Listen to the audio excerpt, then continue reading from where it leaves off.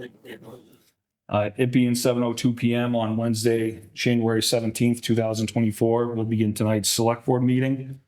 The first item on the agenda is public comment. Is there anyone here for public comment? Right. The next item, review of minutes for December 13th, 2023. Mr. Chair, I make a motion that we approve the minutes created for December 13th, 2023. Second. Any discussion? There being none, all in favor? Aye. Aye. Can we just get the minutes posted on the website from November and December? The last one's up there is October 18th. Okay, yeah, I thought those, yeah. Yeah, we talked about it, but I don't think I made them. I checked today. Yeah.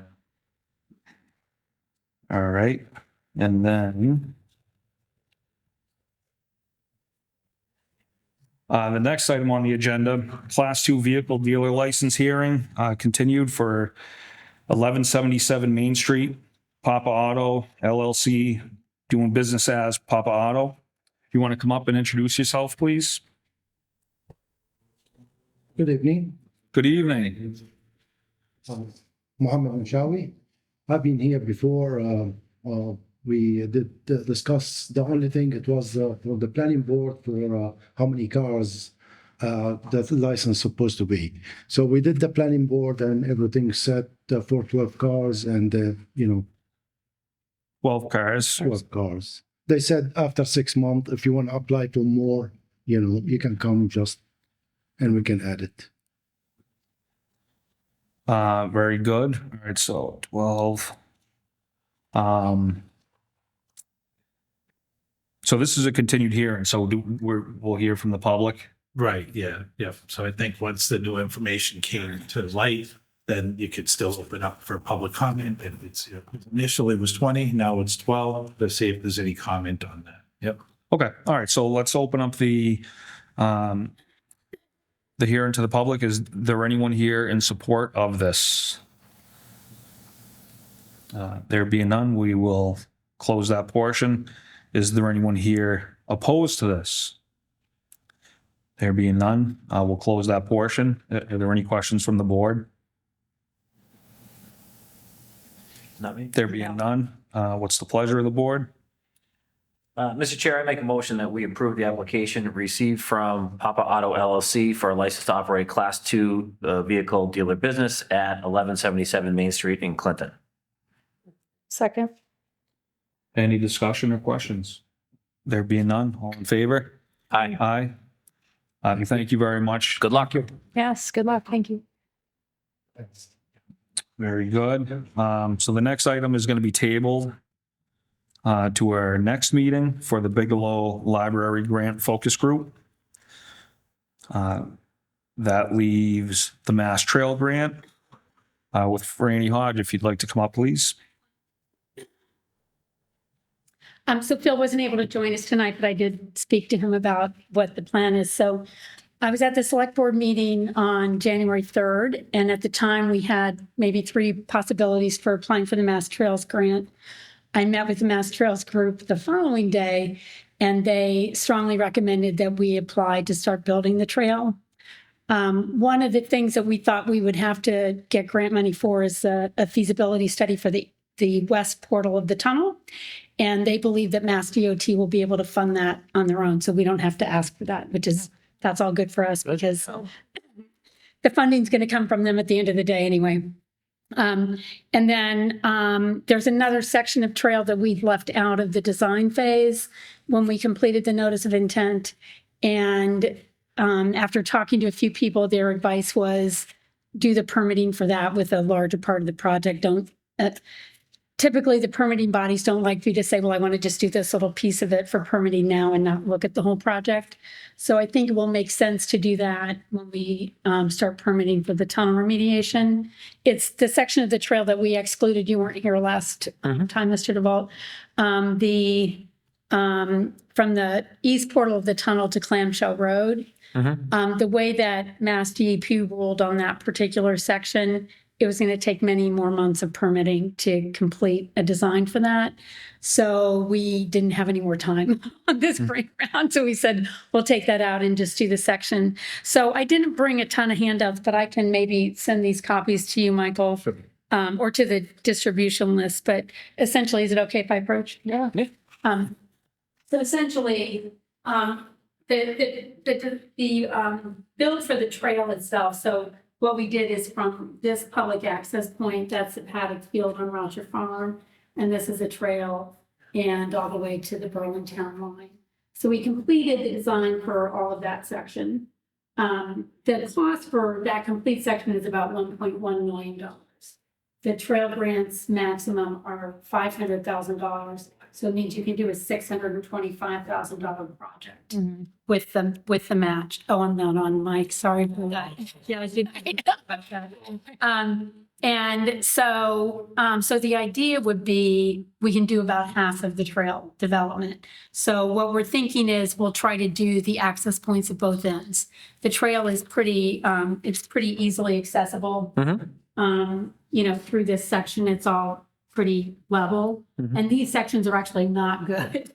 It's hard to get on the trail from the paddock field on Rousher Farm. And it's also we just acquired this parcel, the Clinton Greenway Conservation Trust. So all of this, there's woods and things that need to be cleared to get to the trail. So it would actually make it very walkable at the end of that development phase.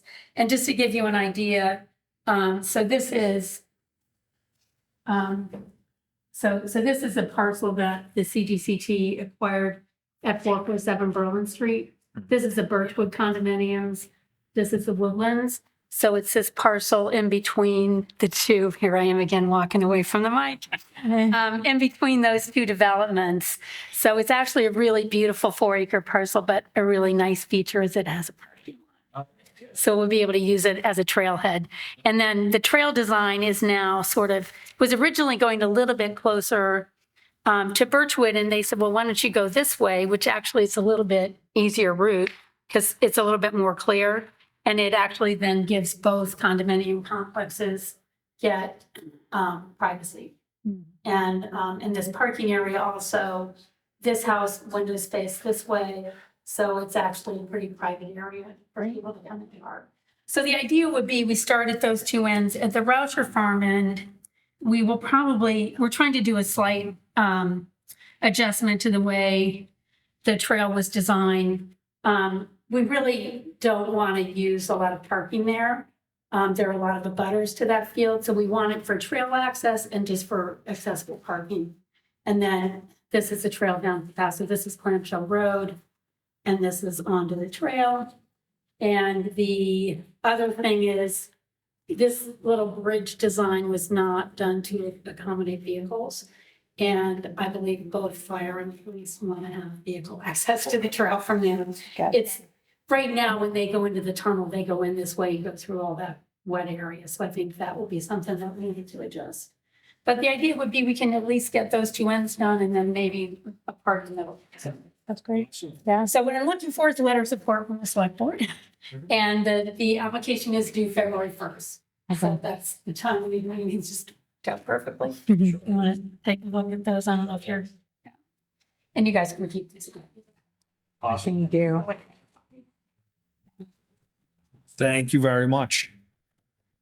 Any questions? So is a letter like mostly written and you just need us to sign it, or is it so we have to create the letter? No, so I provided a sample draft. So Okay. you can kind of add any other additional comments. It's funny because we've done this a bunch of times. Yeah. So I looked at the letter and go, I think it sounded pretty good last time. Yeah. Yeah. You just update the date. And essentially what you have to change is we're now starting the build phase. And I think that's really exciting for Clinton to be moving forward with building. Yeah, it's exciting.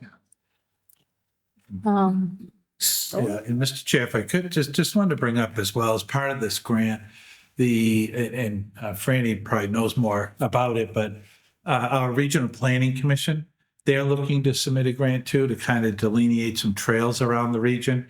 They were looking for Clinton's participation with the $1,000 donation. And I know, not donation, but $1,000 match.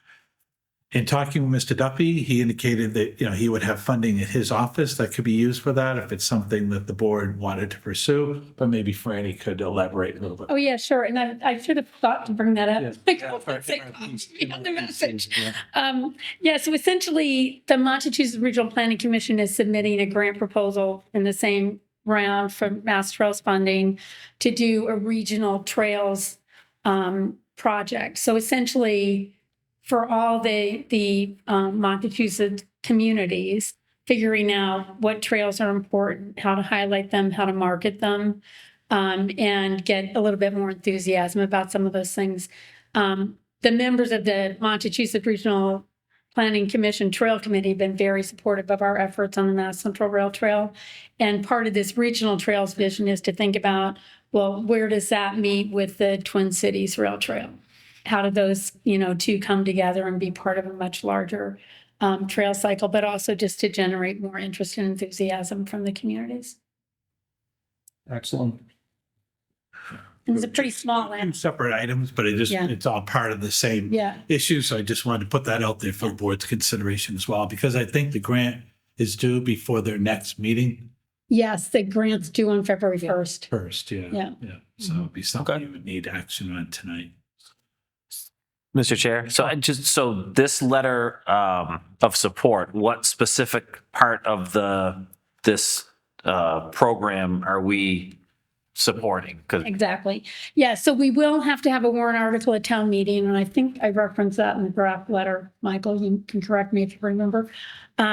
So what we'll apply for is a $625,000 project. yeah, The match provided by the town would be $125,000. So it would be, half the trail built, but the two difficult parts completed with this trails funding. right. But the letter that you're requesting us for tonight is just a letter of support, right? It's a letter of support for the application. For the application, right? So like, Exactly. but like this is only one section of a bigger project, right? Or am I misunderstanding? So excellent question.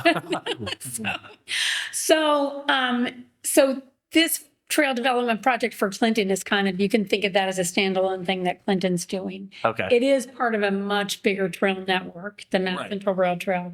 But the way the funding works is individual communities apply for grants and develop various sections of the trail. Right. The Massachusetts proposal is just to build a marketing plan and a plan for additional development of trails in the region. So it's a pretty small grant. I think they're going to ask for 50K or something like that. It's not a big grant. So they were looking for support from the Massachusetts communities for the match on that grant. So Okay. they're asking Clinton for $1,000 for that. Yeah, and that part, I think I was thinking that even in the realm of just the Clinton portion of the rail trail, It's just- that this is a specific section of it. So when I make the motion to write a letter of support, just would like to be able to say, make a motion, we write a letter of support for blah, blah, blah section of the rail trail Clinton project. Yeah, so- Like how would I phrase it? Yeah, so I would say a letter of support for the grant application for development of the Mass Central Rail Trail Clinton section from Router Farm to the Woodlands, or 447 Berlin Street might be the better way to say it. Okay. Because we won't actually be on the Woodlands property Yeah, can I do that? in Can I this just- section. So moved. Thank you. Thank you. Second, what she said. You said it so well. Any discussion or questions? There being none, all in favor? Hi. Aye. Thanks very Very much. good. Thank you so much. And do we also need to make Yeah, the match? matching piece, if the Yeah. board wanted to support that, joining the regional application for the trail marketing plan Yeah, for $1,000 match from the Economic Development Office. another so moved. Second. Any discussion or questions? There being none, all in favor? Aye. Aye. Thank you. Thank you. All right, the next item on the agenda, American Rescue Plan Act recommendations, Board of Health, Supplies and Carport. If you want to come to the table, please.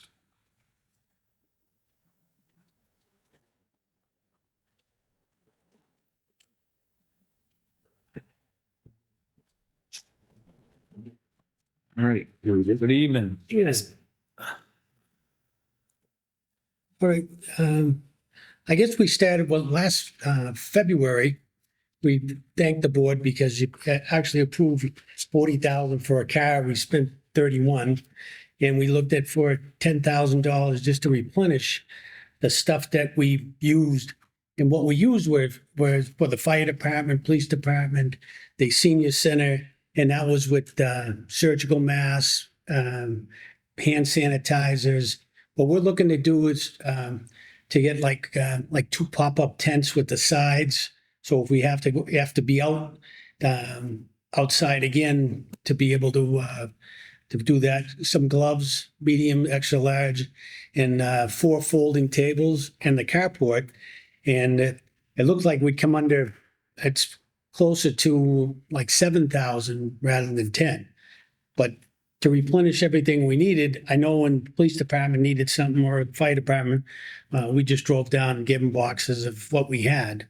And, Do you want to do the 10 that you requested? And well, if we could do that, and then we could get more than what we had for masks. We were only looking like if we get like 5,000 masks.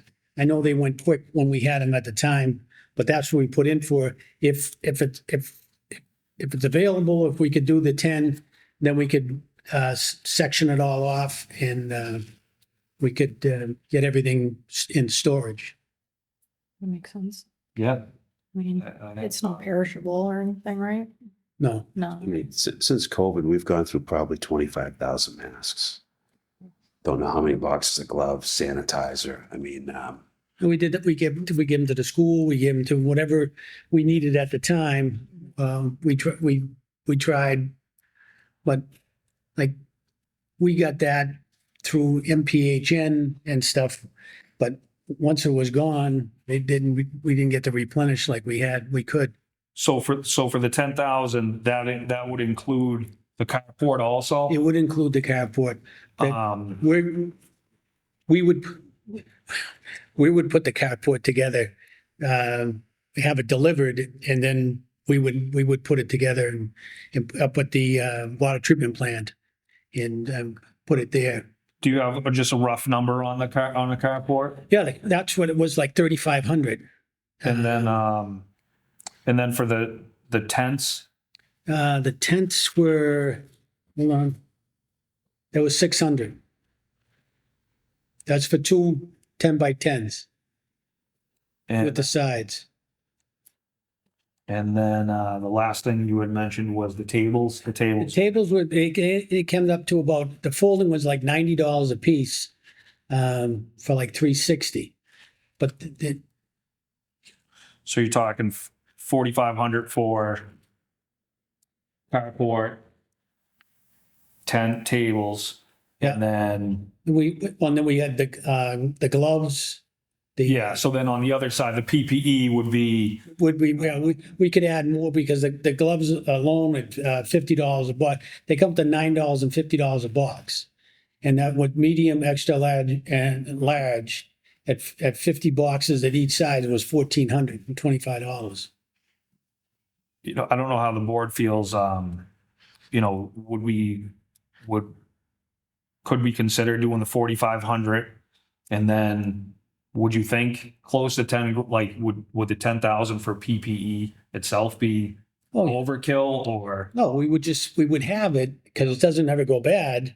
But if like the police and the fire department knew that we needed it, or the school, that we have it, that we would relinquish it. I mean, I think based upon the projected cost of the vehicle, and then if that money was already earmarked, if the board would be open to supporting 4,500 for the carport Or 2 the tents tents at at the the table. tables, Yeah. and then doing 10,000 to replenish the PPE. So just so I can understand, so they're asking, the ask was for 10K for all of this, but we're recommending that we do the 4,500 for the carport. So I mean, we'd end up, it'd almost be like, 15 grand instead of 10 grand? Or am I misunderstanding? Yeah. Okay.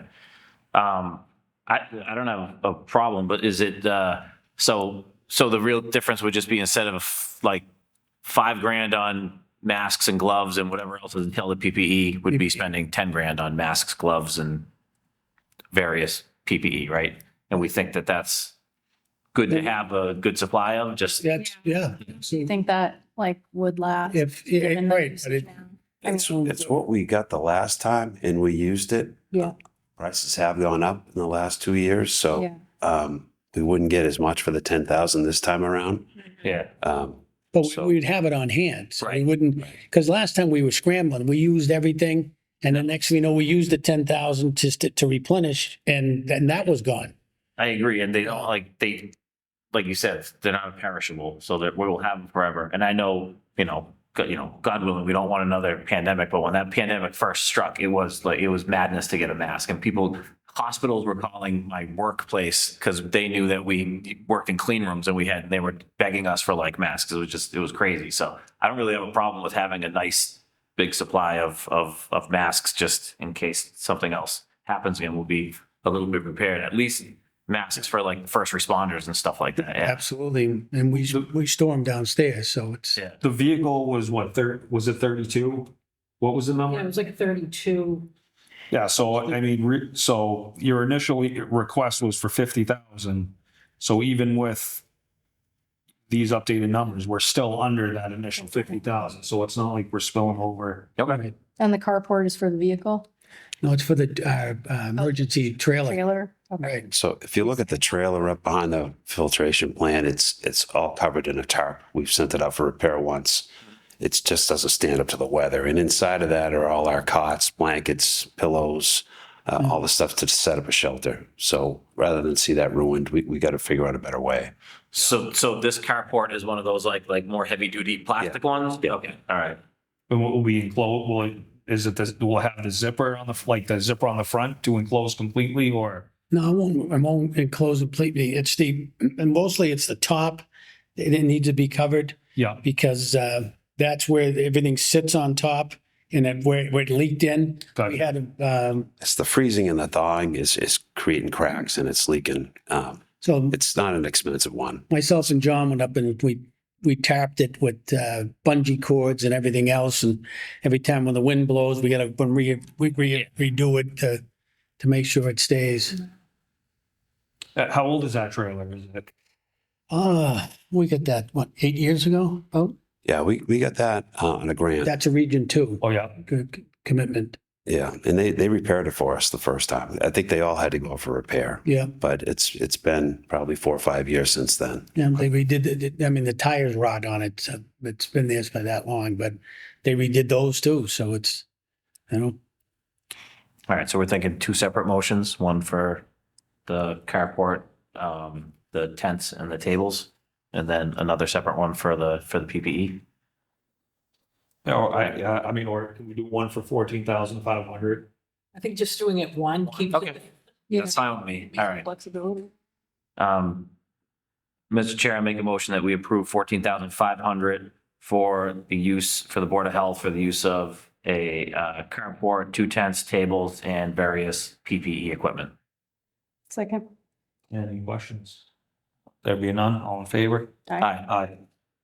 Thank you. thank you very much. Yes, guys. Thank you. So are you planning on staying for the request for the municipal vehicle? I'm not sure. So on the agenda, we have municipal on-call take-home request. Okay, Board of Health. I don't know, can we move out, or if you're planning on staying, we'll stay. then Yeah. Well, it's move out of order, and then, Do you want me to make a motion? Yeah. Yeah, I can make a motion that we, out of order, we move the municipal on-call vehicle take-home request agenda item up to the front. Second. all in favor? Aye. All right. Very good. So the select board had adopted the municipal vehicle use policy, and the Board of Health had submitted a request for the ability to take the vehicle home, purchased through the ARPA funds. So Right. Well, we have the vehicle in the first part of the month. We had John McNally took it home. John McNally lives less than a half a mile from here. I feel it was much safer either on Walnut Street or parked up at the senior center. But like I said, you asked before, we got called out 6 times. Granted, it's not a lot, but it's 2:30 in the morning, 4 o'clock in the morning. John got called out twice. I got called out 4 times. When the police, fire come up, knock on your door, and they say, "I need you," I'm like, "All right, I'm on my way." But it's up to the board. If you don't think we need one, then that's I mean, it just seems it's safer. But whatever you guys want. No big. So when they contact you, are they going to the home, or is it a phone call, or? I usually get it if I had my phone downstairs. If I don't answer it, they'll drive up, bang on the door, and say, "I need you down on Parker Street. We had an electrical fire. There's hoarders down there." They're Parker Street, the same thing. Lady fell. She was there from 7 o'clock at night till 9 o'clock in the morning. But it's a lot of hoarded things that we have to, close the place down. And mostly, if it's have anything to do with a tenements that's when we get called. If a single family house, something happens, the building inspector usually gets called by himself. But I've been out with Jimmy, and we had the flood down on Sterling Street. We had to close down TC Lando's because the water was running through the place. But it's whatever it happens. You don't want, you're on call, but when they need you, they need you. That's all the thing was. Yeah. But what you have to know is a lot of the times we're determining whether the house is fit for human habitation. So whether it's a fire, a flood, or hoarders, we make that call. Then we can't just leave them there. We have to find housing. We got to find a place for them to go. Call the Red Cross. So that's why we're on call for that purpose, so that people aren't stranded. I mean, it's not something you can put off till the next morning. So, I mean, that's priority. There's not a lot of those calls, but the ones that come, years past, we had all of 48 High Street. There was a flood. We had to put them all up at the St. John's Gym for 2 days. We got Red Cross involved. We had to feed them and we'd get cots and blankets and everything. So there aren't a lot of instances when you do, but I mean, when they call you, Tom and John are good about going out all hours of the night, and they're not paid for it. I mean, their salary, they take pride in their work and they show up and they're there to help. So, Yeah. Right. So the ask is because the inconvenience of because you'd have to drive here, get the truck, and then drive to wherever the call is. wherever they need us. Yeah. and if it's winter at 2 a.m, who's to say that the senior center's plowed out? Yeah. Now you can't get to the car, and now you're shoveling 2 cars out. Yeah. I would hope it would be plowed up, but yeah, at 2 a.m, who knows? And I mean, we kind of have I don't know if it's a written policy or precedent. I mean, there are people that have town vehicles that take them home, right? And the justification is that they're people that have to respond to, obviously the fire chief, that's a no-brainer. And then with the building inspector. Fire, police. Yeah. Facilities. Yeah. Right. And so we're saying, you guys are being honest, saying about 6 times this year, 4 for you, 2 for another member. I mean, I think if we can easily justify that the people that have the car have to make calls at any time, I don't really see a problem. I mean, if a problem comes up because of this policy, we can always revisit it. But I think, I'd rather just err on the side of convenience if people have to the last thing I would want to do at 2 o'clock in the morning would be clear off my car, drive down to the town hall, clear off another car, get in that one, and then get there. I'd rather just be able to go respond.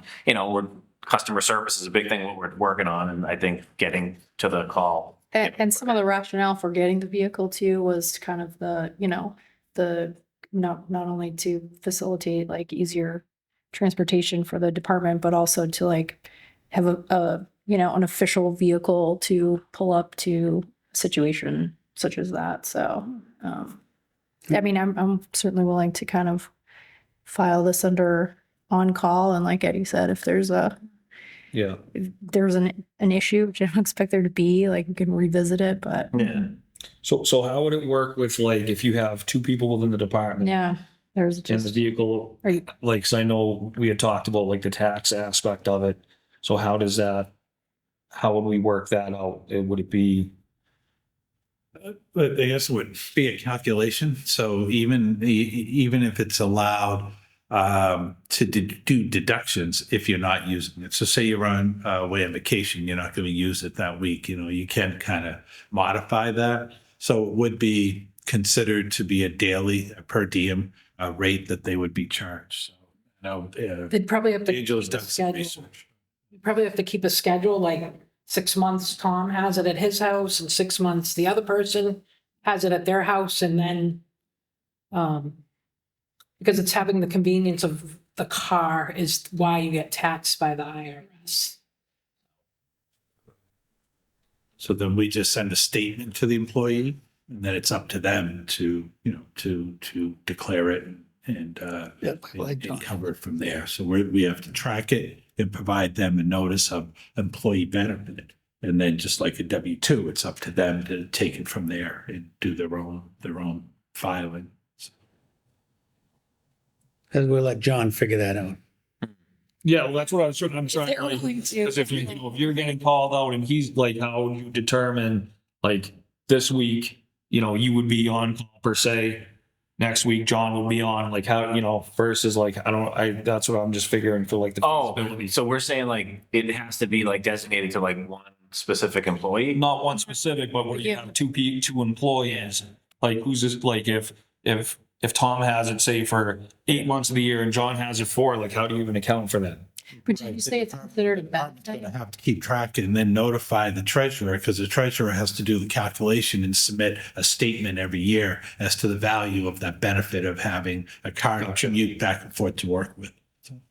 Okay. And I mean, it can't be much, but if John driving 800 yards to work, Yeah. you know what I mean? It's $3 a day, $1.50 in the morning and $1.50 home. So it's like a And- flat. And I don't mean to oversimplify, wouldn't it just be like whoever had the truck would be the person that's on call, right? Right. Right. Right. Right, I mean, so, Yeah, they would just have to track it amongst themselves and then just submit it. yeah.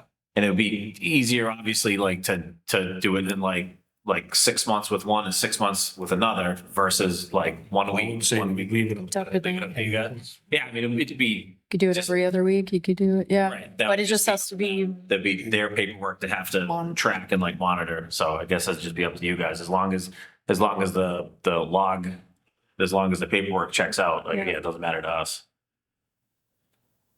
Yeah, no. Yeah, I don't have a problem with it. I don't know, do we need to, like, do we have to update the policy or make a motion to, how do we? You just have to vote on the request. The We don't have request. to update the policy. Okay. All right. Yeah, so the language is already in the policy. It's just if it's not designated like a public safety, police, fire, public works or whatever, it would be up to the select board to determine Okay. the on-call nature of the vehicle. And then it would allow that department to assign it to an employee to take home. Okay. Mr. Chair, I make a motion that we allow the Board of Health the ability to take their town vehicle home to an employees for the purpose of responding more quickly to service calls.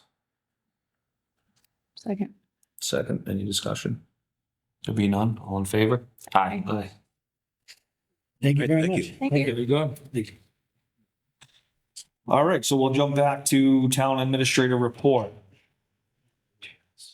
So just one item, Mr. Chair, that I just wanted to share. I know there's been a lot of anxiety with the employees and the employee union groups about our health insurance situation. I know I did inform the board. I don't remember if we talked about it publicly, but last month, the health insurance purchasing consortium that Clinton was a part of voted to dissolve last month. So we're in the process of having to find new health insurance effective July 1. So we were already, just to keep a check on the pricing on the market, we were already doing that. So it kind of unfortunately worked. I mean, fortunately we had it, but unfortunately worked out that we now have to go forward with it. So we're expecting that compilation of all those quotes in the near future from a consultant. We'll then put together a presentation. We'll share with the board because ultimately the select board will have to vote to decide which plan to go with or which vendor to go with. And before that, we will meet with the employee groups, the union presidents, to inform them of the information and then do some discussion to get their input that we can bring back to the board so that you'll have kind of a broader picture as to where we're going. So I don't have those. I know the numbers have come in. I don't have them yet, but we'll see what the numbers are. They're looking at Town of Clinton going alone, like with all one vendor. We're looking at other consortium health purchase groups. We're looking at the Maya, MMA Maya Health Insurance Trust group. So there's a lot of different choices out there. And then we will compare that against the state group insurance plan that the state has, which the town is allowed to join as well. We won't be able to do that for July 1, but we will have that as a comparative to see if we want to join that at the next open enrollment. So I know I did reach out to the unions to give them a brief update, but I'm sure a lot of other employees haven't heard or wondering what the news is. But we will be changing health insurance for July 1. We will have pricing soon to share.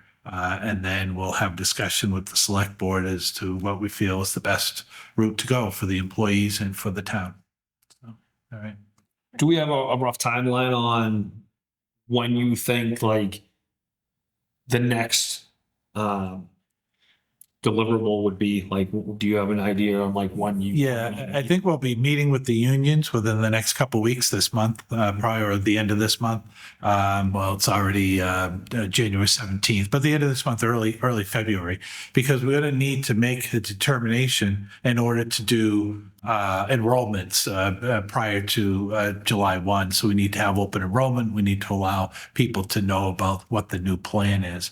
Hopefully, if right now the big provider in our consortium is Blue Cross Blue Shield. So hopefully wherever we go, it will have that broad network of physicians providers that can be covered. So it won't be that big of a disruption to the employees. But we still need to transition over to the new group and new cards and get everybody signed up. So we'll need time for that. So probably by early February, we'll meet with the unions and then bring that feedback back to the board, either late February or the first meeting in March, sometime at that point. So. Excellent. Thank you for that. There's no administrative business this evening. The next item on the agenda would be fall under old and new business, Memorial Day parade discussion. Steve. Thank you, Mr. Chair. I just want to bring this, revisit this. We had a brief talk about it, I think 2 meetings ago. Essentially, so we did a little bit of research into like the veterans agent's job description and like what his role is with the Memorial Day parade. There's language in there that basically says that the veterans agent is expected to coordinate with the Memorial Day committee. The problem is the Memorial Day committee no longer exists, and there are no volunteer groups in years past who would run the parade. They just don't exist anymore either. So for the past, I'm going to say 4 years or so, the veterans agent, Brendan Bailey, has kind of taken it upon himself to organize and run the Memorial Day parade. And, 2 things with that. One, it's kind of a lot to ask one person to do that. 2, it's technically it's not in his job description to spearhead that event. He's supposed to just help out. So I'm in three is if when a new veterans agent, I don't know how much longer Mr. Bailey is going to continue to be the veterans agent, but when we get a new veterans agent, there's no guarantee that they're going to be willing to take that on. I suppose we could update the job description if we wanted, but then that might, I don't know how that, that might make the position, maybe a potential new veterans agent doesn't want to lose that Memorial Day vacation day. Maybe it would be like a sticking point. So one of the things I would like the board to consider, we don't have to vote on it tonight, is because we are in a bit of a transition period. So I would like if we could take some steps to kind of formalize or institutionalize the Memorial Day Parade so that it is an event that is going to be coordinated by someone that is, it's set in stone. It's a known individual or two that is coordinating the event, and then the veterans agent can work with them. So what I would recommend for our consideration is to do something similar to the way the schools handle, for example, when the schools do an event like the high school graduation, they create a stipend and then they open it up to the school personnel, the teachers, and the people at the school. The same way somebody would like apply for a coaching position or something like that. And we would create, what my recommendation would be, we follow that model and create a stipend position, and job description or roles and responsibility for that would all be TBD. That's something we would work with a veterans agent on. But their responsibility would be to essentially coordinate the Memorial Day Parade, which would be, reaching out to different organizations in town to get them to participate in the parade, but also to reach out and try to build back up a volunteer group of people from the community that may be interested in helping out. My fear is if we just transition from our veterans agent running the Memorial Day Parade to now, if he leaves and now we're totally relying on volunteers to run it, kind of going with no transition, going from no volunteers to needing volunteers to run the parade, that it's going to fall on its face. And the last thing I would want to do is like miss 1 or 2 years of what I think is a pretty important event in the town of Clinton. I mean, I don't want to get like too gun ho about it, but this is an event to honor and to recognize people in the military that have made the ultimate sacrifice, and also people that have just served in the military and were out in many places around the world, fighting for the freedom that like we all enjoy. And I think we should do what we can to kind of like hold this event together and give it a chance to rebuild. So to that end, what I would recommend would be 2 stipend positions. And again, this is all just my idea, so you guys can kind of see where I'm coming from, and then we can talk about the details further. And I want to get feedback from all you guys on, what you think of this. But my recommendation would be 2 stipend positions. One would be a coordinator and the other would be an assistant. And we could work on roles and responsibilities for them. And I would say we could do this as a year-to-year stipend and just kind of revisit it at the end of each year, because I would imagine that part of the responsibility for this coordinator would be to try to get the different the VFW, the PAV, like all these groups in town, to try to kind of like build up another Memorial Day committee. And maybe we get to a point in like 2 or 3 years where that committee is built up and is very robust, and maybe we don't need that stipend anymore. Maybe that new Memorial Day committee can kind of run with it on their own. And at that point, we could kind of pull back. But I do think right now it's a very kind of like delicate time for that parade. And I would recommend us taking some steps to formalize it and kind of protect that event over the next couple of years, when I think it's gonna be kind of vulnerable, and allow whoever decides to take that stipend position, allow them some time to kind of like build that Memorial Day committee back up. So that's kind of my pitch, and I'm just kind of leave it open to, you know, if the rest of the board has any feedback or any comments on that idea. Thank you. I think it's a great idea. Great start. I know that we had talked about the veterans agent was going to reach out to the various veteran groups to kind of bring them in, you know, to garner some support. But with volunteerism with different boards and the turnover that can happen amongst those boards, and having at least having a position dedicated to it here at the town hall would ensure that the Memorial Day parade continues. Would that be like a new position? Like that goes through the personnel board? I think if it's just a small stipend, I mean, we can look into that, whether it needs to go to the personnel board, but if it's just a small stipend, you know, year to year, one time thing, it's not permanent. Because with personnel board, any seasonal positions or kind of temporary positions, those don't fall under the bylaws. So we'd have to define what that is, and it may not need to go through them. The board could just do it themselves. Do we have a kind of list of things that the veterans agent does to coordinate it? I guess I'm still unclear as to what the lift is of this effort. We can ask the veterans agent to supply us with like what he does on a year-to-year basis, but in general, I would think the job description would be, number one would be, I know they're very busy putting flags up at the cemetery for Memorial Day. So that's one thing. Second thing would be, and I think this is one thing that the veterans agent doesn't really have a lot of time to do right now, which is proactively reaching out to different organizations in town to try to get them to get involved in the actual parade itself and to have a section of the parade for their organization to march in. So that would be another thing.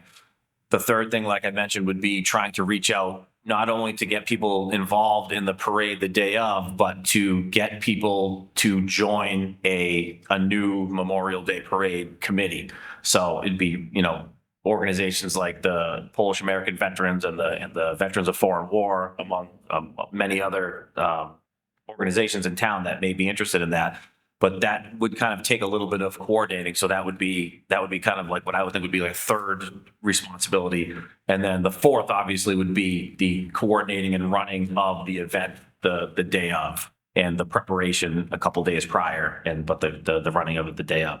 But if we think as a board tonight that we're at least comfortable with the idea of it, I think it would be worth to ask the veterans agent just to put together what he thinks the job descriptions for, you know, he's been doing it for the last couple of years, so he has a pretty good insight into exactly what those roles are and what he thinks would be appropriate for the coordinator and the assistant to handle, and what he thinks would be appropriate for his office. Because the veteran, it is in the job descriptions, the veterans office is directed to work with the committee. So they're directed to work with an entity that is running the parade. They're just not really supposed to be like, it's not worded that they're supposed to be running the parade themselves. They're supposed to just be assisting in the parade.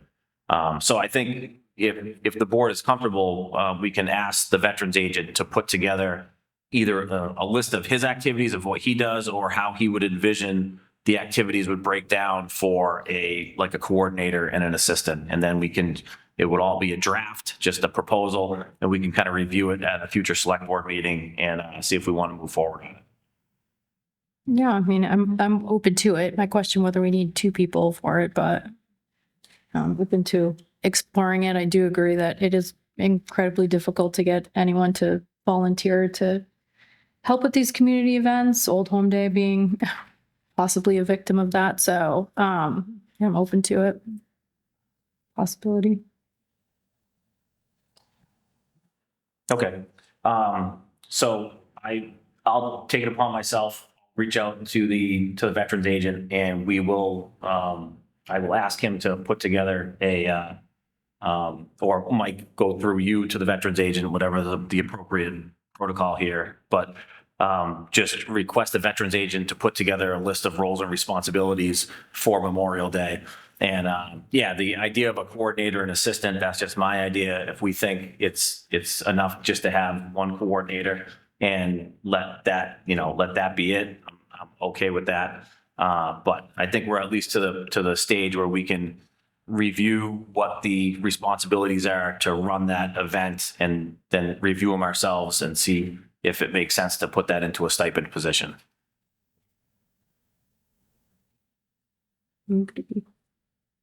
Very good.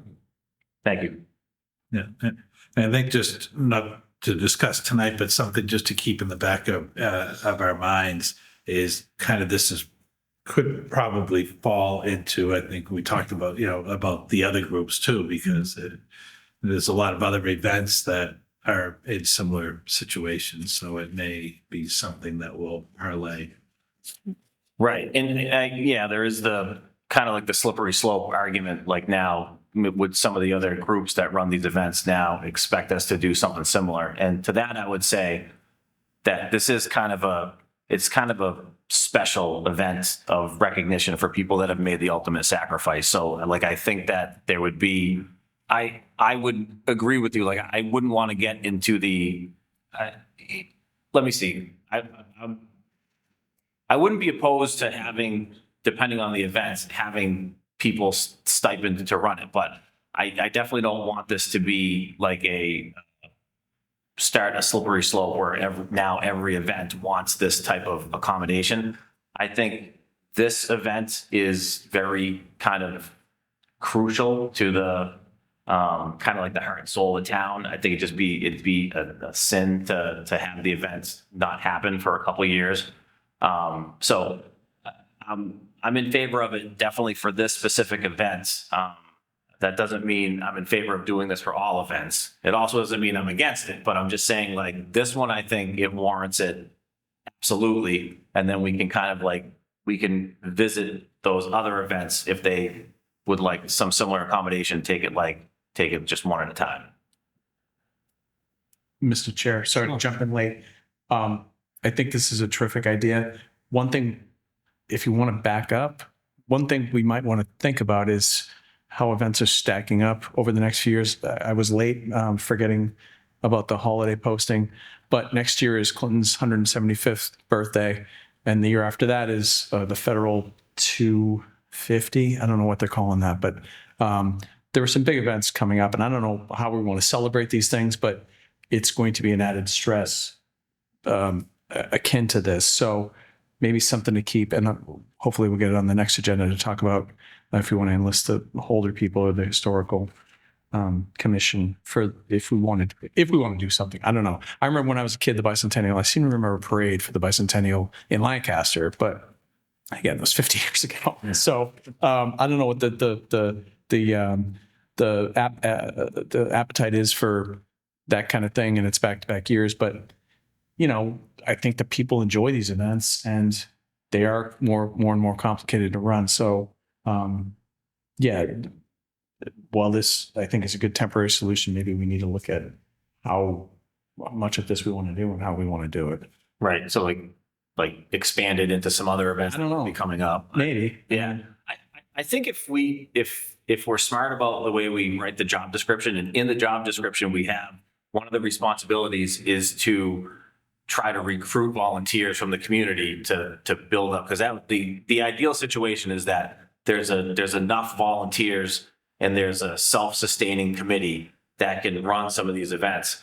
But I think to kind of generate that, we need to have a position at the town hall that's reaching out and coordinating and trying to entice people to kind of take that on. So yeah, I don't think I wouldn't have any problem if we wanted to add a couple other events we know that were coming up on the horizon under this responsibility, provided that part of the responsibility of this role is to try to get volunteers so that at a future point, Like, I'd like to be able to, in 3 or 4 years, maybe the group is, like I said, we have a good volunteer group. It's self-sustaining, it's got structure, and we might not even need that stipend position anymore. But I think for right now, I think specifically for the Memorial Day Parade, possibly for a couple other events, it would make sense to have a position like that. And I would open it up kind of similar to, I would create the stipend position and I would open it up just to current town employees first and see if any of them are interested in taking on the responsibility. If we don't get a lot of feedback, then we can open it up to the public, but I would like to give the current town employees the opportunity if they would want to, help us out in organizing that event. And I didn't mean to muddy the waters. I like you were saying, No. it'd be in an ideal world, the appetite for these things would equal the volunteers willing to help with them. But I think a lot of people, enjoy these events and don't understand that they don't happen by accident. So, yeah, I didn't mean to step on that, but No, I think it's a good idea. Okay. Thank you, Mr. Chair. Excellent. And if anyone out there wants to volunteer, Please. please step forward. We're happy to get the volunteers. The next item on the agenda, the long-awaited employee customer service survey.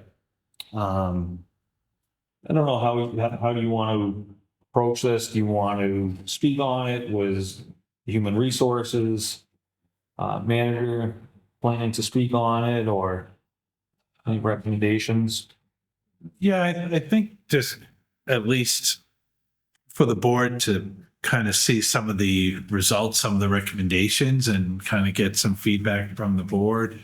Because ultimately, I think some of these recommendations would be helpful to have the board's endorsement and the board's backing and support there. So then as staff could then do implementation. So there was, I know there's probably a lot there. Just kind of outlined the current situation, gave kind of an overview of some of the employee responses, and then came up with recommendations. Some of these things like the telephone system that we are moving forward, the board's already supported on the technology update. But some of them too, hours and people kind of following labor laws and making sure that we're, kind of in compliance with those. Those are things I think we can address. Yeah, I thought it was, the report was, it was interesting to see it all written down in a report to kind of go through and be able to look at the different aspects of it. And, one of the things that stood out throughout the entire report, and the Collins Center also, listed as under the recommendations as, developing consistent procedures across all departments. And something that kind of stood out to me as eye-opening, of the employees who responded to the survey, there are 11 different schedules that currently exist between hours and not taking lunch, hours and the length of a lunch. And that was also feedback from the employees within their survey that it's inequitable and inconsistent, because if one department has one employee, then they don't have maybe the same opportunity, whether it's working through lunch and coming in later or whatever the case may be. So I think that was something that caught my eye, and ultimately, the goal needs to come up with consistent procedures that keep the customer in mind, that centers around the customer, which they have mentioned, where the practices for both internal and external, in person, via the phone or the internet, in order to provide a robust customer service experience with strong communication and information. So I think if that's going to be the baseline of the objective for administration and then for the board to kind of shape this, then there definitely needs, there's a lot of thought that's going to need to go into this to make sure that we're achieving both. I understand on the, having the communication within the departments where if a call comes into one department and then they're being told to, oh, contact this department, and if nobody's there, then I could see why employees would be frustrated that they have no way of knowing this. Which also impacts customer service.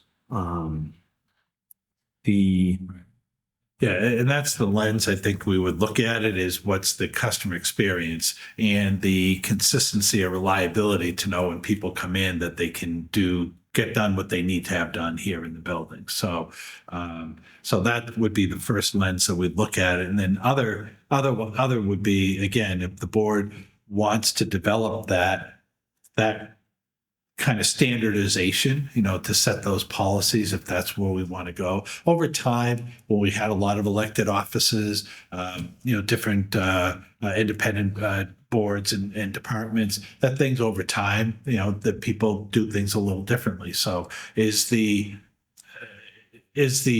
goal to be consistent so that everything is the same for everyone? And then that will then, come back to the customer will then see, have that same experience.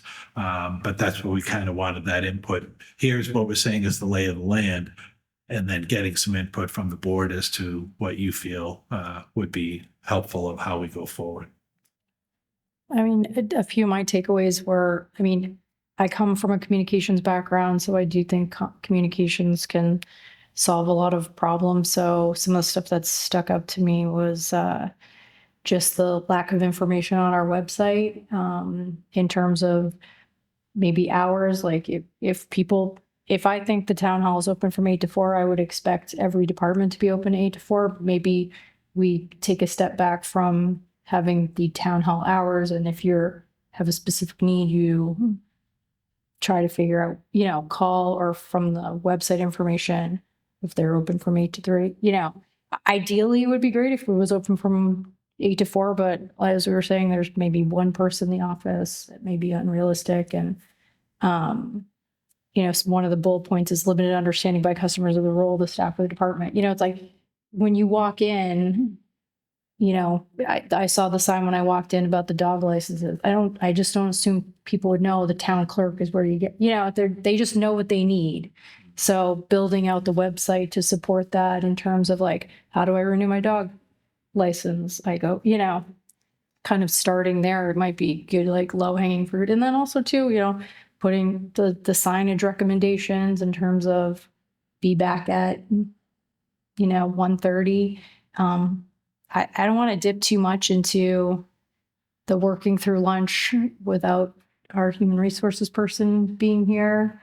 Because if that's a regular occurrence, then I don't think that's a great practice in general. Of course, every once in a while, people work through lunch because they have an appointment or something. But if that's a regular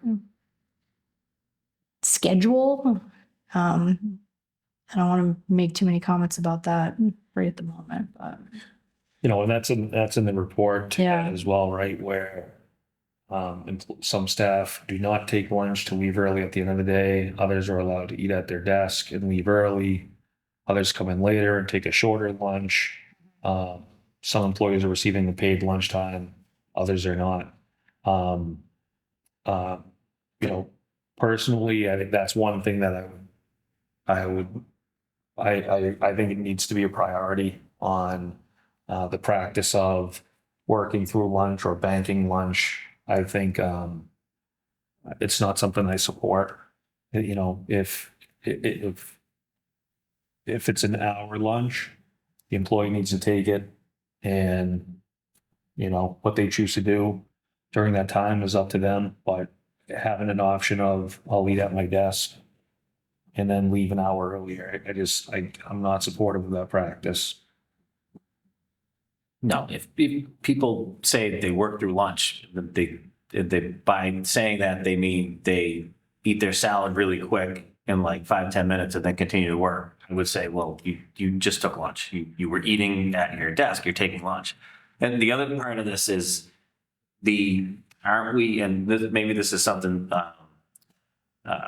we'll be discussing, but aren't we? You're required to have breaks so many hours. Like I don't even like there's like labor laws and stuff that say like if you work so many hours you have to have a break. So I don't even know if you can tell, even if somebody wants to work through lunch.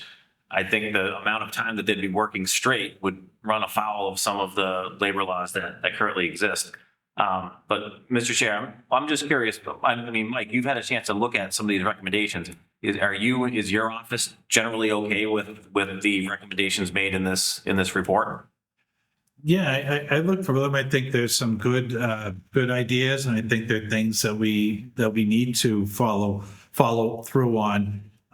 Like we can do more with the website. We can do it with the phone system. Part of the Office 365. There'll be shared calendars, so people know who's in, who's not in, and that stuff like that we're working on. So I think some of these things are good recommendations. They're good things that we're already moving forward on, which is great, and to point it out to show that we're on a good track. There are others, I think, that again that are how much do we want standardization? Right. So I think if one office does it this way, but they're still following it legally, and then office does it differently. Do we want everyone to do it the same? That type of stuff. So it's just my opinion on that, but my feeling is if it's a service department, if it's a department where the community comes in to pay, drop a check, get documentation, whatever. I mean, I would like in the vein of like customer service, I would like to see some uniformity and standardization to those different departments. But my one question, I don't know if we're prepared to answer this tonight or if this might be a town council question, is how does this, so we have, the Council on Aging has its own board. The library has its own board. Board of Health has its own board. So if we are in favor of a particular way of running things and those boards come back and say, we're our own separate board, we don't have to follow your recommendations, how does that, who does have the final say? Like they're their own separate board, but they're also like working like at the town hall with an office at the town hall. They're using town resources, town money. Where does that, who kind of has the final say in something like that? Or is it kind of like an unknown right now? Right. I think that's something town council is looking at right now, but they certainly, everyone still has to follow the bylaw. So if there's a personnel bylaw or administrative bylaw or those type of thing, even if they're elected board, they still have to follow that. But beyond that, I think as you mentioned it too, labor laws, so state and federal labor laws. So all of those type of things, everyone has to follow no matter what. But if it falls outside of all that, is it another independently elected board have the ability to modify their policies compared to what the select board says for everyone else or departments that are under your jurisdiction. So that's something that Bob is taking a look at, and we'll have an answer for you on. Okay. Mr. Go ahead. Oh, sorry. I also just wanted to know, like, this is almost like just a self-assessment. I think when I first got it, I was like, oh, this is kind of a review, like, by the people, by citizens, by the people we serve. But this is almost just more of a self-assessment to get a lay of the land. Because even some of the feedback was in terms of, what are the barriers to providing the best practice in customer service? And some of it's like limited understanding by customers of the role of the staff, lack of knowledge on the customer side, difficult customer, so we are kind of, I think, too, it's, okay, so how can we solve those if they're experiencing, they think that they're experiencing lack of knowledge on the customer side, lack of knowledge or difficult customer, like why are they difficult? Why do they have, maybe it's, I guess we said, maybe it's supplying them with additional information. Maybe it's a sign outside the door that says, this is what this department does. This is what this, just to kind of, both educate, but I just wanted to kind of like noted, like, this is more of a self-assessment versus people coming into the town hall and saying like, how did we do? Good point. Right, absolutely. Yeah, we didn't do a poll or survey of the public. It was internally, but I think it did show. I think there was some employees that were honest, and I think seeing some areas to improve themselves. Going around the building. So I think it was good. It was good in that way. And then we had an outside firm kind of guiding us. But yeah, it was just ourselves. It wasn't really looking at the public, and that I think could be helpful too, to know, again, because we should all be looking at it from the lens of the public. Like, what did they come here for? What are their barriers? What are their issues that they're having that we can do something? Because even some of the comments on the employees, because I don't have the names of who made what comment, so I don't know what they made. But some of these comments, I'd like to follow up more too. If you made a comment saying that you have this barrier or you have this concern, well, what do you think is the solution? How can we address it? How can we make it better? So if there's that from employees, but also it'd be great to hear that from the public as well too. Is there a way that we can do something different? Because that's what we're here for. We wouldn't be needed if we weren't here to service the public.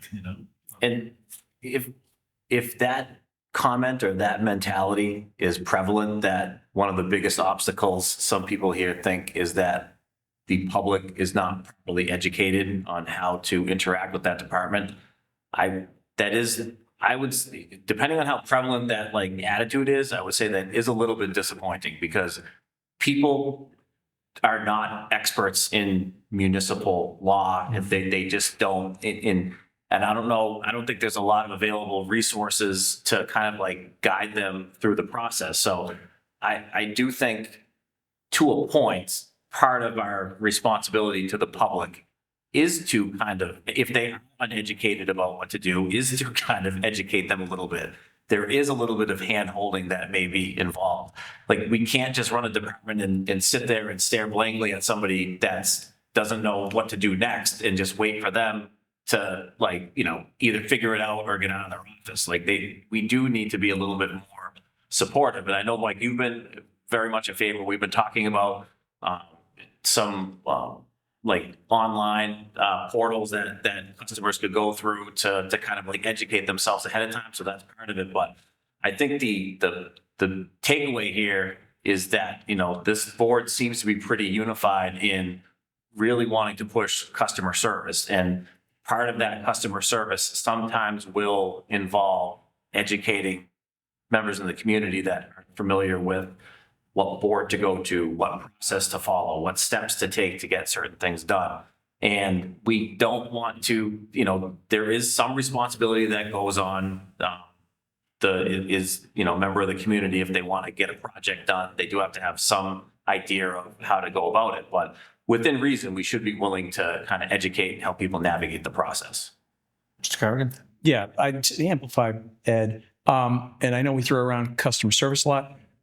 This goes beyond that. I mean, this is the vocation we've chosen. It's not like we're selling bananas at Hannaford, and if I don't like the bananas, I can go down to Shaw's. I mean, what we do here is the only place in town that people can get this.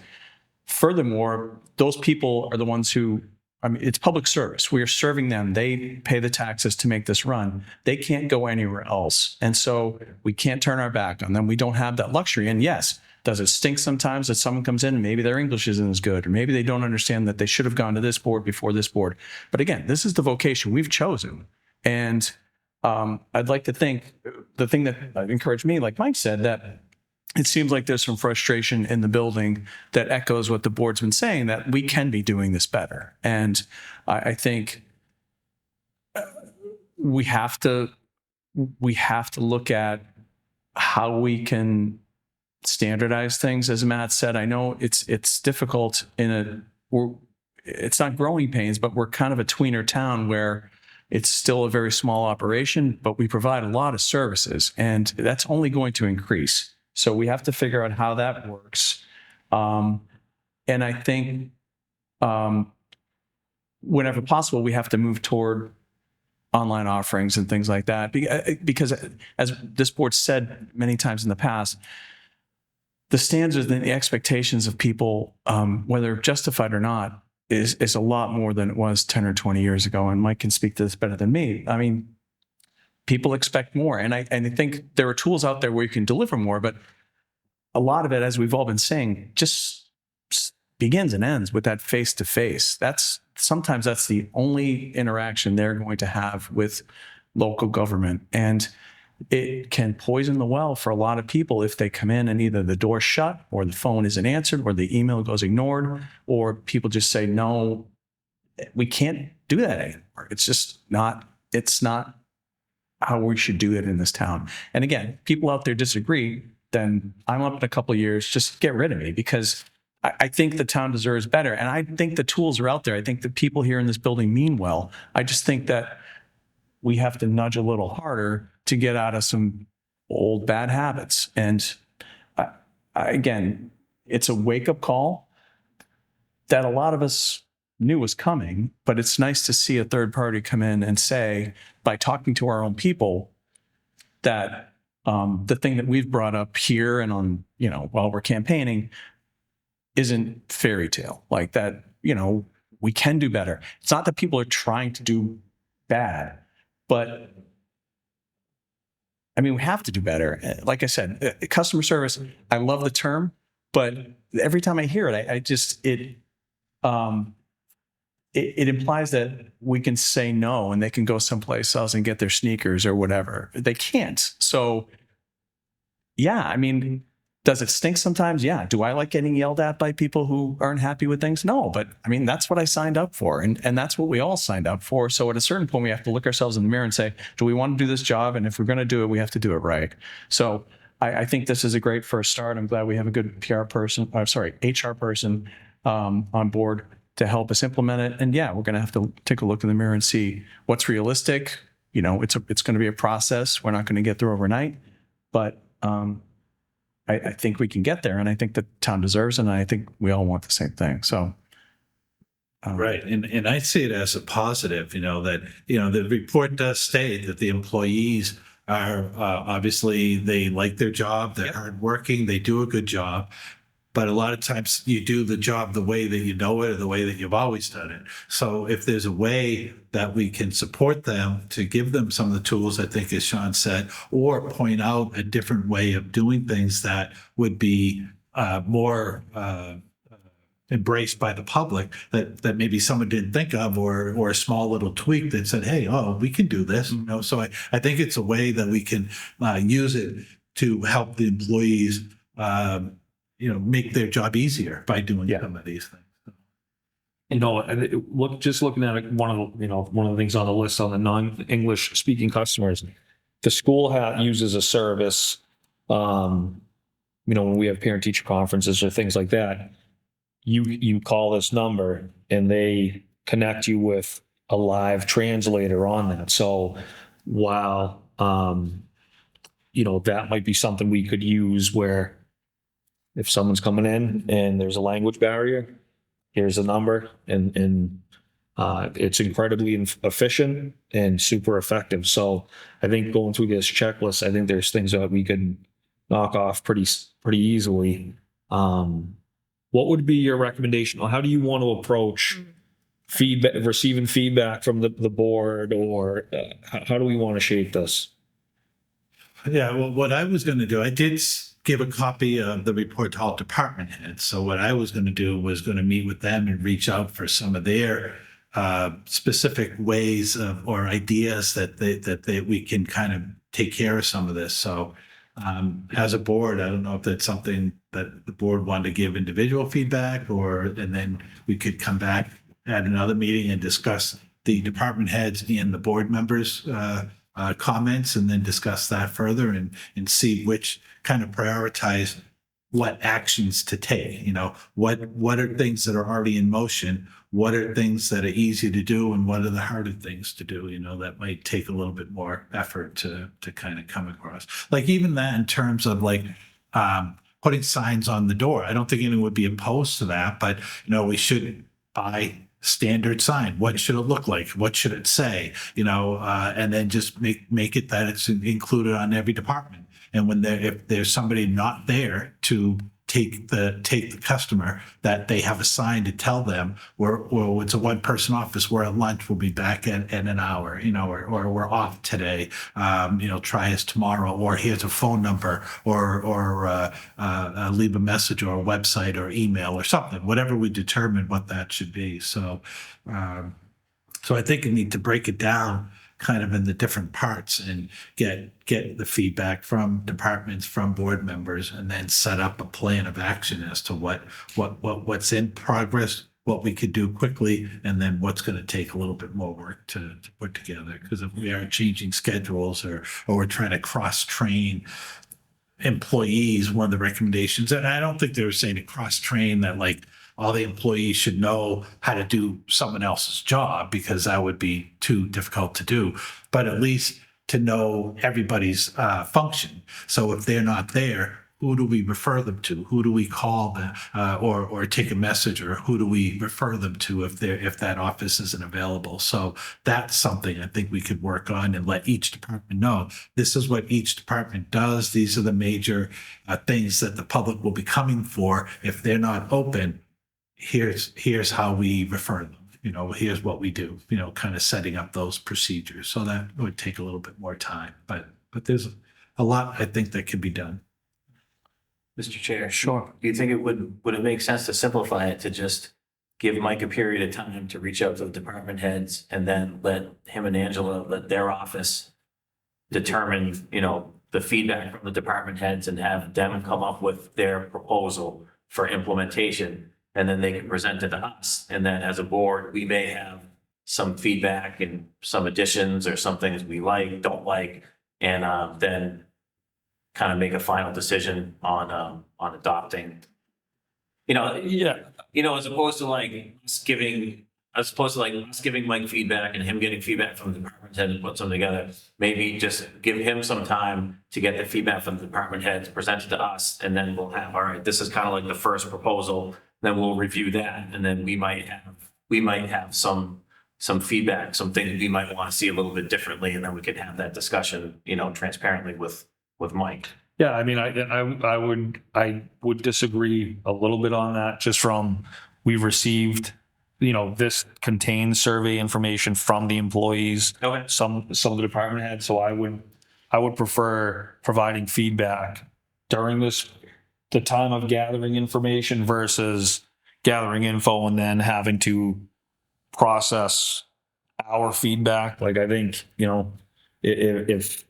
if we have feedback about a particular area, I'd like to be able to provide that while you're gathering info versus you gather all this info and then like we enter this like all right second, right? And that's my only opinion. So just for provide feedback now and like I don't have a problem. That's fine.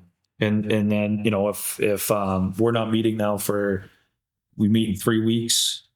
So I don't know if the board wants to look at a potential timeline, like if is 3 weeks enough to get feedback together and then have a rough idea. Yeah, I mean, that would give me enough time to meet with all the departments. Because again, like I said, I don't identify who made what comment. So I would really like to meet with departments individually and say, all right, you've had time to read this now. What are your thoughts? How do you think we can implement some of these things? What do you think are some of the barriers? Because this was for all the employees, so it was staff and department managers. So now it's a matter of, okay, what are action items now? What actually can be done, and not just kind of be a philosophical discussion, right? Things that we can actually do. And Mr. Chair, I don't have a problem with your approach. My only issue with it is that I think it's best for Michael to receive the feedback from the board total, because I can give Mike a laundry list of things that I want to see in that report, but 4 other people on the board might not agree with my recommendations. So I kind of wouldn't want Mike to run around trying to incorporate something that I want if other members of the board don't think that it makes sense. So I kind of think it makes sense for like feedback to be done in a public setting, and that way, majority rules. And if 3 people think something's a good idea, then it's a good idea. And if one person does and the other don't, and then it doesn't, then Mike knows not to include that. So just something to consider, that I think it would be easier for Mike to digest our feedback if he knew the feedback was coming from the board versus coming from like 5 individual people. Yeah, that's a good point. Okay. That's fine. So what's our homework? I would say our homework would be to go through the report, pick out some things, if there's anything that you wanna. Present before next meeting or at next meeting? I would say at next meeting, right? If you're able to provide us feedback, I mean, is that the thought? If we receive the feedback, if Michael's able to put the feedback together from the employees. Correct. But I think to Sean's point though, if we give ourselves the deadline of like getting own specific recommendations out to other board members, so that like I know coming into that meeting, Sean's kind of interested in this, that, and the other thing, Julie's kind of interested in this, and that way we kind of know where everyone's heads are at before the meeting, so that way when we have the meeting, we can kind of discuss the different feedback and what we think is a priority. So I just don't know, how do you do that without violating the open meeting? Go through Michael and he can. So everybody, Disseminate information without violating the open meeting law, I think, can't you? I don't. disseminating information like, hey, we have a meeting tonight. Thank you, versus like. So if we went, Are we talking about like the recommendations that they have, like just start with maybe prioritizing them? Like what are your top 3? Right now? No, I mean, Oh, okay. in general, but I mean, like the concept of it. Yeah, or like the Sean point, maybe we just send it to Mike and he doesn't even have to say whose idea was what. And at least I don't need to know who wants to do what. I just need to know what the recommendation or the feedback is, so that I can have time to kind of digest it before the meeting. I just think that's a more efficient way to handle it than to kind of hear the ideas the first time at that meeting and have to like kind of make a judgment like right then and there possibly, versus having like a couple of days to digest it and kind of form an opinion ahead of time. well, if we set the 31st is 2 weeks, that would would be able to get it in the packet. Would that give, if we, For that first weekend. for the 7th? February. So if you had it, if we turn things in by the 31st, you tell me, Michael, would that be possible to crunch that by the 2nd or whenever the packet goes out, or even if you could just, First, the meeting's on the 7th, right? So. right, so the 2nd is a Friday. I mean, or it could be the 29th. I mean, a week and a half. I don't know how long people need. Yeah, no, I think. If we want to do for the next meeting. Yeah, the 31st is fine. Okay. Yeah, so give a couple extra days, yeah. Okay. So then I could have like a town Yes. side of comments and a select board side of comments, Yes. but not put any, labels to them. So all of our feedback due to Michael by the 31st. Sure. Works for me. Do we want like there's so the things on there with like the that are already in process. Like the phone system's already Yeah. in process. Right, yeah, and that'll come up with kind of the action plan saying, I think they all should be addressed, and then have a comment, in process, or, this is being done or not being done or whatever. And then there are things that we may need funding for, and then there may be things that we may need a policy from the board for, to actually implement and enforce. Yeah, I mean, when I look at the recommendations made by the Collins Center, I mean, I would basically support implementing their recommendations based upon feedback from from town administrator and assistant town administrator, right? When I look at the we're not looking at the survey feedback from the employees, simply the recommendation made. Well, maybe we're triaging that and seeing what, if we think we got to fix the lunch situation, we got to fix the signage or fix the organization, maybe ranking the recommendations, like Yeah. what's easier to do, or what, Right. What's kind of like can be done without cost? What So- can be, yeah. like, what's low hanging fruit, Right. what are the things we think are priorities, and how that matches up with what the departments think they can do. And then if that doesn't jive, then that's where we have to start figuring it out. So maybe do it. Sounds good. Thank you so much. Thank you. All right, buy recycle policy. Mr. Chair, this is, I passed out some information. This is just for, I wanted to introduce for the board. This can be discussed at the next meeting as well. The top page is the current buy recycle policy that select board did, boards did years ago. It's the one we've had in place since the beginning.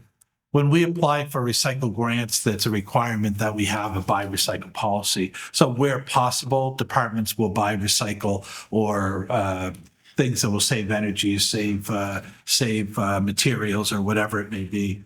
So the top sheet is the one that we've had in place, pretty kind of simple, just a couple of points that we've done for a number of years. The second page is a policy that DEP is kind of a model policy that DEP has, a little bit more robust, maybe some things we don't necessarily want to do or we can and can't do. And then a couple of the other ones are not recommendations, they're examples that DEP had given that they liked from other towns. So it's just a packet information I just wanted to provide to the board. Look it over, see if you're good with the current policy we have, because we distributed it in February in order to apply for the grant in June. So it's just another check off that we have to do. So it's been a number of years. So I just thought I would just give it to the board to take a look at, see if you want to make any changes or keep it the way it is. So we can talk about that at the next meeting. Perfect. Thank you. The next item, email information for boards and commissions. In this, this coincides with the recommendations made by the customer service report, where, you know, I'm in full support of having a general email for all boards and commissions or departments. So if somebody has, you know, for example, the Selectboard at clintonma.gov, where it's one email that goes, we can, you know, it can be set up to forward to whoever it needs to go to. But I do think the communication seems to be lacking on many of these boards and commissions. So if, you know, simple as that, right? Where I think if we can create one email, it goes to whoever it needs to be disseminated to. And then if any citizen has a question, that's the email, and it's on the webpage. You know, right now there's a little bit of a search and rescue aspect where you go to the page, and then to get the contact information, it brings you to a directory. Like, let's limit the number of clicks and, you know, how people respond back to them, what email they respond back. So be it. But you know, especially if we're going to Microsoft, everyone, you know, I would be supportive of everybody having a town issued email that would be engaging with the public. And you know, that's that. I mean, that's. So you're not talking about one email for every department. You'd like department by department, you're saying they should have like, for example, the library would have one email for like a general mailbox. general email for everything to do with the library. And then it goes to the way the select board works for us. We see all those emails, and then whoever wants to respond can respond. Yeah, I would say to a degree. Like I would say, yeah, like if you have, and it doesn't matter what it is, like if it's info at whatever. Yeah. But like right now, like there are boards, commissions, and departments that don't really have a general email. So if you wanted to email, if you had a question and you wanted to use, you really don't know who in that department Okay. you should be contacting, or just to simplify it. Yeah. Like, I agree. That makes sense. you know, and I know that, you know, this is probably a little bit of a waiting until, you know, everything gets implemented. But I think that, you know, departments, boards, commissions, this is an easy buy-in. If someone has a question for the zoning board, there should be a zoning email that can go to any of the members that are on that board. And then how they choose to, whoever responds, they can figure out amongst themselves. But And, you know, truthfully, like anybody on the zoning board, I think should have a town email, because if they're going to respond, I don't think it should be from someone's personal email. Right. And I guess that's where, you know, you can kind of delve more into the weeds and determine what the policy should be and how it should be, whether, and I agree, there should be some standard that the public can get a hold of every department or every board, but is it going to be just a generic email that gets forwarded to their personal emails if they want to know about it, but that only, you know, staff or chair or somebody responds to it? Or does every board or volunteer in the town get their own email? Right. They can then act as a town employee on their own. Fair enough. Instead of as the board. So, either way, it doesn't matter. I think it's just a matter of setting the policies in place. There should be some standard that the public can get a hold of somebody. Yeah. So that should be the minimum. But then once it goes into the back office, kind of try to develop who will be getting it, the email, who will be responding, and, you know, Great. does everybody get an official town email if you're a volunteer or whatever? So. Yeah, because I mean, if the zoning board gets sued for something, then does that open up someone's personal email to, I'm not, I kind of like having the town email on that, everything there, they can check out anything they want. Right. But again, we're under a little more scrutiny than most boards, but I don't know. Right, absolutely. I think the only boards that have town email are the select. So, I mean, there are others that will have a generic email, like conservation at NMA or something like that. Well, the thing is, in terms of individuals, that the only individuals that all have a personal town email are the select board right now.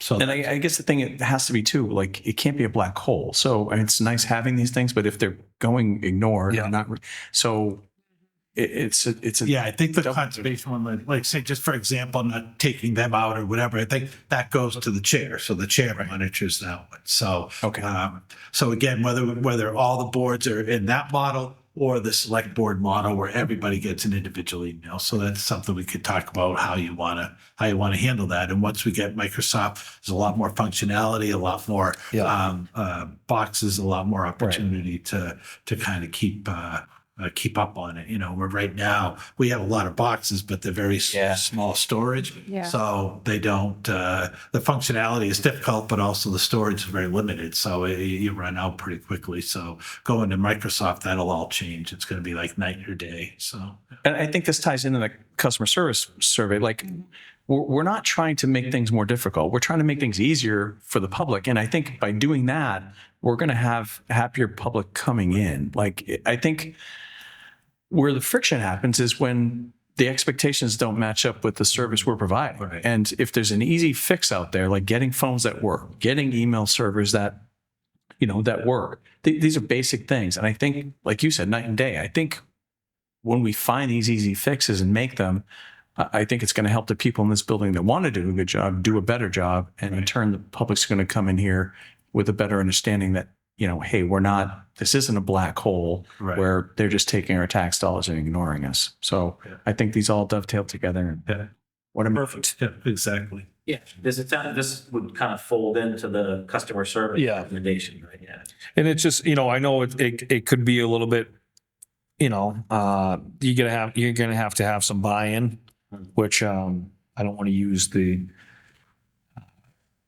live streaming of board meetings as a barometer for buy-in, but I think that's the direction.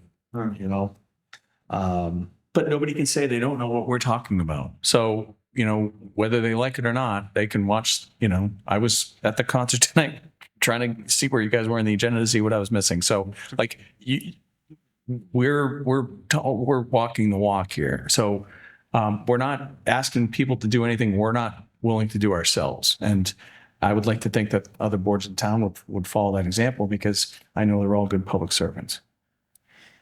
Very good. Next item on the agenda, Superintendent of Public Works appointment. Thank you, Mr. Chair.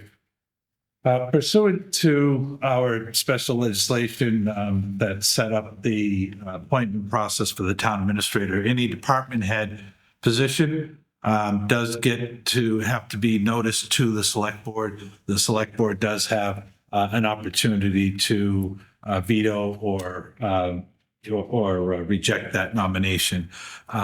So tonight, after going through the process, I'm here to bring a candidate to the board to announce for appointment. That would be Kevin Bartlett to be the next superintendent of public works. Mr. Bartlett is currently a superintendent of public works in another community. He's been doing that for almost 10 years. Similar type operations that we are doing right now. There's going to be certainly an opportunity for professional growth for him, which is what he was excited about it. It was I think we were fortunate to get some of that experience in the pool. We didn't have a huge pool based on this skilled position. There aren't a lot of applicants out there right now, so the numbers were small. But I think we were able to attract someone that has a background that could work here in Clinton. So Mr. Bartlett knows the community, knows the region, and he knows the job. And I think going forward, based on reviewing the search committee that came up with the short list for me and reviewing those applicants, it's my opinion that based on what was presented to me, that he would be the best choice to move forward with him. So, Mr. Chair, I move that we waive our 15-day review period. Second. Any discussion? I just want to thank Michael, and I know Matt? you? Okay. And Paradigm Solutions for helping out with this. Everybody involved in the search. Angela, Christine, thank you. I wasn't involved, as you can see. But it's just another example of how we're trying to professionalize these searches and cast a wide net to try and find the best available people. Luckily, we found someone from our town who's a veteran, who knows the region. And I think I'm really excited to start working with them. I want to thank Chris again for helping out during this gap period. You can retire now officially. Not yet. Sorry, whenever Mike says so. Soon. But yeah, I'm happy to waive this review period. And thanks for all your hard work in getting the best person we can get. no, thank you. And I think, having Paradigm, they did help with kind of reviewing candidates, doing background, conducting interviews, and all came back, highly recommended. So we're looking forward to this next chapter. And no hard feelings, Steve. Yeah. It's a family, Jim. Oh, yeah. He's Lancaster. Yeah. You're going to have to start throwing service. We can recommend Paradigm. Lancaster search. Do you have to vote on it? Yeah, so all in favor? Aye. And that's it, right? So Thank you. Did you say when you can start? There's a little transition with Lancaster? Right. I think there was waiting for this action before he actually gave notice. So he'll go so contact him tomorrow, and then he'll give notice. And I think he was asking for a 30-day transition. So Mr. McGowan is still on board on a part-time basis and is willing to stay on until the new employee starts to help orientate them as well too. So good. Thank you. Excellent. Committee reports? Any committee reports? Nothing. All right. Community announcements. Open Space and Recreation Plan update. The Open Space and Recreation Plan Committee is hosting a second public forum on Monday, February 5th at 7 p.m. at the Parks and Recreation Building located at 560 High Street. Everyone is invited to attend and provide feedback. The information you provide will be used to update the town's open space and recreation plan, which includes a 7-year plan that sets open space, conservation, and recreation goals for the town and provides an action plan to accomplish those goals. Once again, that's on Monday, February 5th at 7 p.m. at the Parks and Recreation Building. Town Clerk's Office news. 2024 dog license are now available. All dogs 6 months and older must register with the town every year. Information is available on the clerk's office page of the town website at www.clintonma.gov. Gonna try not to get I- iffy on that one. I have one goal. Can I tack one thing? Absolutely. I want to thank the board for indulging me my tardiness tonight. I was at the Clinton Middle School for their winter concert. I want to congratulate Robin Quist and the kids who sang and performed tonight. They had of the chorus and 3 bands, the beginners, the 6th grade and the 7th and 8th grade. Everything sounded great. It was packed. So congratulations to everyone involved, and thanks for letting me play hooky for a little bit. And that will be Mrs. Quist's last. Oh gosh. Oh, she retired? More breaking news. I know. Yes. Whoops. Mr. Coach. All right, so our next meeting is going to be on February 7th at 7 p.m. I'll accept a motion to adjourn. So moved. Second. All in favor? Aye. Thank you very much. And have a great night.